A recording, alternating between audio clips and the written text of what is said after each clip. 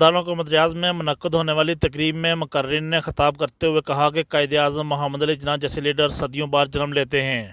قائد اعظم محمد علی جناح نے برِ صغیر کے مسلمانوں کی نمائندگی کی اور انہیں سیاسی جدوجہد کے نتیجے میں پاکستان جیسا ملک دیا۔ ہم بانی پاکستان کی خدمت کو کبھی فراموش نہیں کر سکتے۔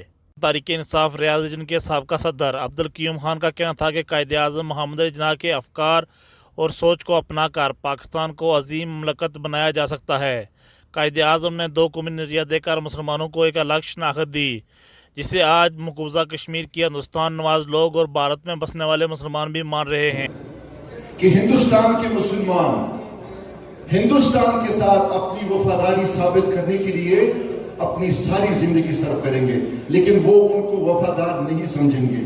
اور آج ان کا وہ کہنا، اور آج ہندوستان کے مسلمان برملا یہ کہہ رہے ہیں کہ قائد اعظم نے جو دو قومی نظریے کی بات کی تھی وہ درست تھی، اور ہمیں اب یہ ماننا پڑے گا کہ جس دو قومی نظریے کی سبب پاکستان بنا تھا، کاش ہندوستان کے مسلمان بھی پاکستان کا حصہ ہوتے۔ تقریب سے سلمان شاہد، شفیع خان، اعجاز چودھری، طارق شہزاد، گلزیب کیانی، ڈاکٹر عبدالحکیم خان اور دیگر نے بھی خطاب کیا۔ الیاس رحیم، KE نیوز، الریاض، سعودی عربیہ۔